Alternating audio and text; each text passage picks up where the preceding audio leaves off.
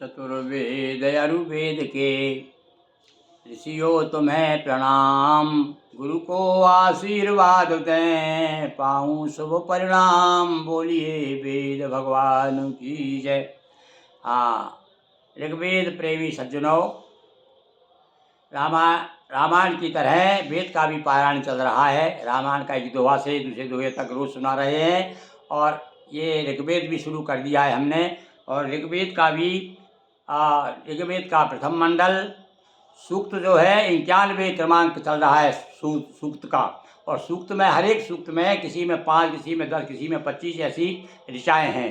तो इसमें कुछ ज़्यादा ऋचाएँ हैं। अभी 15 ऋचाएँ तक हम सुना चुके हैं। आज 15 से लेकर के 20 तक की ऋचाएँ आपको सुनाएंगे। तो सुनिए आप, ये कुछ ज़रा बड़ा सूक्त है भाई। ये 91 क्रमांक है इसका है। तो चलिए, अप्यायस्व समेतु ते विश्वतः सोम प्रणयमा भवावा जस्व संगते। सभी ओर से वृद्धि को प्राप्त होने वाले हे सोम, सहायक के रूप में तू युद्ध में हमारी सहायता करे। सोम से प्रार्थना की जा रही। भैया पे देखो, लड़ाई भड़ाई भी शुरू चली आ रही है। बड़े क्योंकि राक्षस लोग तो चैन से बैठने नहीं देते थे, ऋषियों को भजन नहीं करने देते थे, यज्ञ नहीं करने देते थे। तो इसलिए कहा उन्होंने, आप्यायस्व मदंतम सोमा विश्वे भरन सुविहि भवानः सुसर्वस्तमः सखा वृद्धि। हर्ष प्रदान करने वाले सोम, अपने दिव्य गुणों की यश गाथाओं से तू चारों ओर वृद्धि कारक हो। हमारा मित्र रूप रहकर हमें सद्बुद्धि की ओर प्रेरित करता रहे। समते पयांसी समयंतु वाजाः सन प्रसन्यान्य भिमातिशाह। अप्यायमानो अमृताय सोम दिवि सर्वांशुत्तमानि धिस्वः। दुग्धो अन्न बल को धारण करने वाले शत्रु संहारक। ये देखिए, सबसे बड़ी विशेषता हम बताएं आपको। अभी जितने हम अभी पढ़ते चले आ रहे हैं, जिस देवता की भी बात निकलती है उसके विशेषण के साथ में केवल क्या सोम में कहा, केवल सोम नहीं कहा है। सोम को शत्रुहंता, विद्या देने वाले, धन देने वाले, प्रशंसनीय, नाना प्रकार के शब्दों को, ऐसे शब्दों की कमी भी नहीं है ऋषियों के पास में। क्या देख कह रहे हैं, दुग्ध अन्न बल को धारण करने वाले हे शत्रु के संहारक सोम, तू अमृत्व के निर्मित स्वर्ग में श्रेष्ठ अन्नों को प्राप्त करे। ये सोम देवता को, सोमवल्ली जो है, सोमवल्ली के जो प्रमुख देवता है यानी सोम, उसकी प्रार्थना है। और सोम मारिया में चंद्रमा को भी सोम कहा जाता है। या ते धामानि हविखा यजन्ति ताते विश्वा भरिभूरस्तु यज्ञम गयस्फाननः प्रतरणः सुवीरो अवीराः प्रसरा सोम दुर्यान।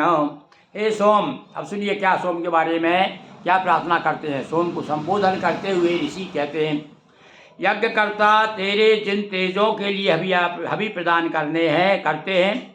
यज्ञकर्ता या यज्ञ करने वाले जिन तेजों के लिए, जो तेज प्राप्त करना चाहते हैं, हविया प्रदान करते हैं, वे सभी तेज हमारे यज्ञ के चारों ओर विद्वान हो। हम जो भी ऊर्जा चाहते हैं, तेज चाहते हैं, वो हमें यज्ञ से प्राप्त हो। ग्रहों की वृद्धि, विपत्ति शामक, पुत्र पौत्रादि श्रेष्ठ वीरों से युक्त शत्रुओं के नाशक है सोम, तू हमारी ओर आगमन करे। यहाँ पर आह्वान किया जा रहा है।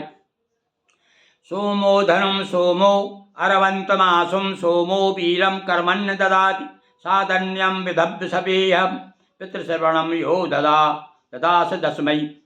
सोमो गऊ अश्व उसी को प्रदान करता है। देखिए, आप देखो बता रहे हैं यहाँ पर, गाय देने वाला है सोम, घोड़े देने वाला है, पर किसको? जो हवि का दान करता है। अरे सीधी सी बात है भैया, जो हवि प्रदान करेगा, जो यज्ञ करेगा, उसे सोम जो है, यदि उससे सोम देवता से हम मांगते हैं तो अश्व भी देते हैं, गाय भी देते हैं। कर्मवान, गृह कार्य में कुशल, यज्ञाधिकारी, सभा में प्रतिष्ठित, पिता की कीर्ति बढ़ाने वाले पुत्र को भी हवि आदि देनी चाहिए।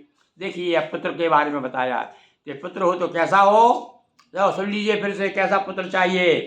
कर्मवान सबसे पहले बताया है, क्योंकि हमारी गीता भी कहती है, योगा कर्मसु कौशलम।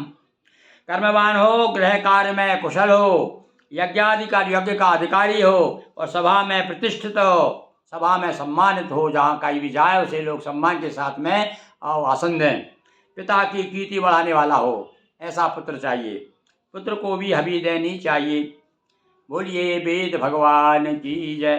तो अभी हमने आपको 51वां सूक्त, जिसके ऋषि गौतमो राहुगण, देवता सोम, छंद गायत्री और स्वर्णिक छंद है इसके। तो लीजिए, हम 20 क्रमांक तक आ गए हैं। और इस प्रकार से इसमें तो भैया लगभग 23, तो 3 आपको कल सुनाएंगे भाई। अब हमने समाप्ति कर दिया है। बोलिए वेद भगवान की जय।